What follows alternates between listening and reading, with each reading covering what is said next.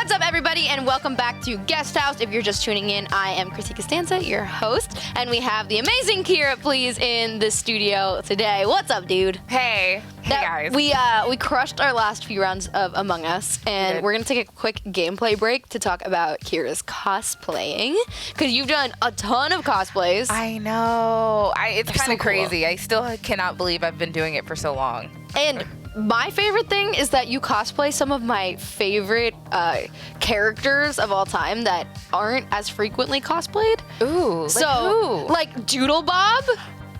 Yes, Doodlebob. She cosplayed Doodlebob. Just meoing. Like I love.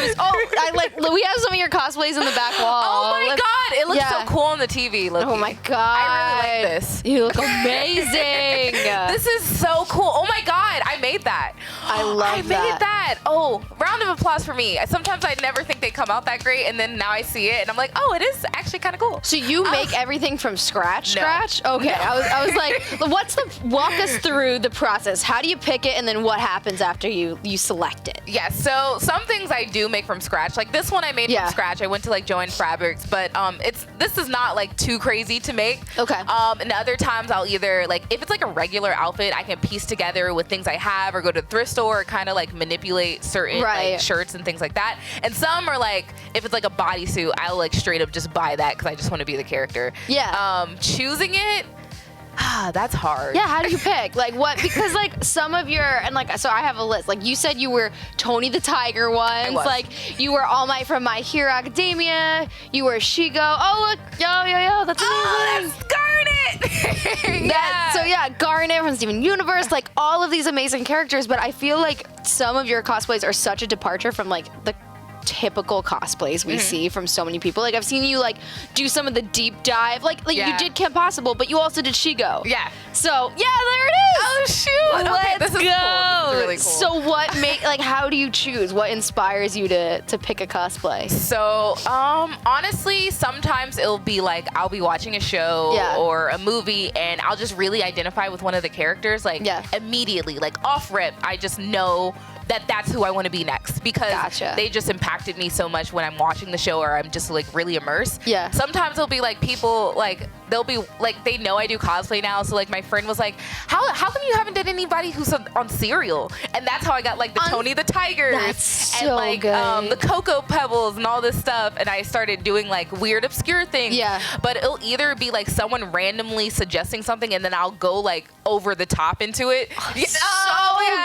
And Daphne. Or I'll just like see something immediately and it'll remind me either of like something I used to watch or something I just immediately just like can connect to, and then my mind will just make me have to cosplay it no matter what. That's it. That's awesome.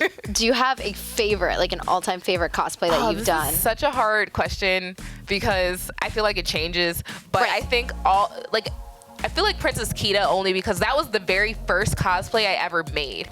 And I actually like redid her like recently, the one you showed. Yeah. But that was the first one I made from scratch by myself and just tried to do it. And I was like, oh, I can actually do this. This is not as crazy or like intimidating as I thought it was before. You had to start with it, you know? Exactly. And she's an underrated Disney Channel princess, so I'm just like, I love her. So cool. Yeah, that's what I'm saying, because I love that you kind of gone and like taken characters that we don't see as frequently, because like I love Viper, but how many Viper from Valorant cosplays have we seen in this year? Not many. I don't feel like really. I've seen like 200, and like the Vipers and Sovas. Like okay, you got it. Actually, yes, a lot of Sovas as compared to like actually, yes. That's why I like love this. Like looking at like the list, and I was like looking at your website. You have all the pictures. I was like, some of these are so smart. Like, what's the character? Is it Sadness? Is that her name? Sadness. From the emotion. The Feelings movie. Yeah. I was like, this is so cute. It's like random characters you just like would never either expect people to be or just like. But they deserve more love. Recognition, yes, they do. I love that. Is there a cosplayer you look up to? Yes. There's this one cosplayer. I hope I don't butcher her name. Allison Tabitha. Okay. She does a lot of like cosplays where she shows like just her in her everyday outfit, and then she transforms. And when I tell you she transforms, like she will look exactly like Johnny Depp, or she'll look exactly like Joker or Harley Quinn, like to the point where it's kind of scary and it looks like she should be in the movie. So you like, so when you cosplay, you kind of have a lot of you still there, and like hers are more like, I'm gonna literally be this next person, because I feel like there's so many different styles of cosplaying too. There's like so many like ways you can like interpret it. So like, I mean, obviously there's a lot of closet cosplays where it's just like kind of everyday outfits. There's people who like fully transform, like Allison Tabitha, where it's like she verbatim is the character. And I feel like for me personally, I try to like intermix me just as a person with the character. So it's like what I would envision me being the character. If I was this person, this is what I do. Have you heard of like Disney bounding?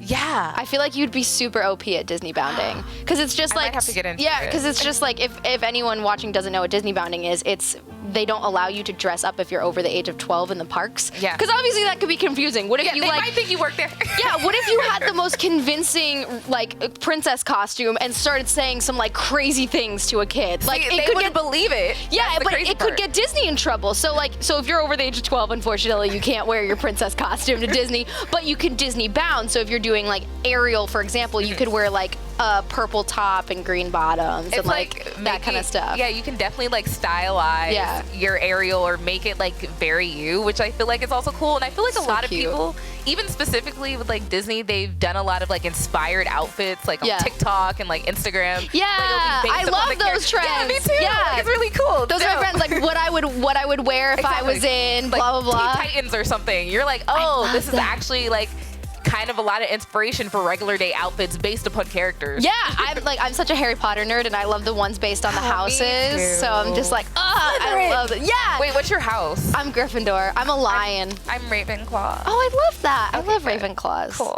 I just love it. I kind of love everyone. I don't think there's anyone where I would be like, oh, that's like you can't sit with us. That's a little sus. All right, we are gonna be playing some. What's this game called? It's Ultimate Chicken Horse. Ultimate Chicken Horse. Right after this break. So stay tuned. We are playing Ultimate Chicken Horse right after this with Kiera, please. Don't go anywhere. More Guest House right after this.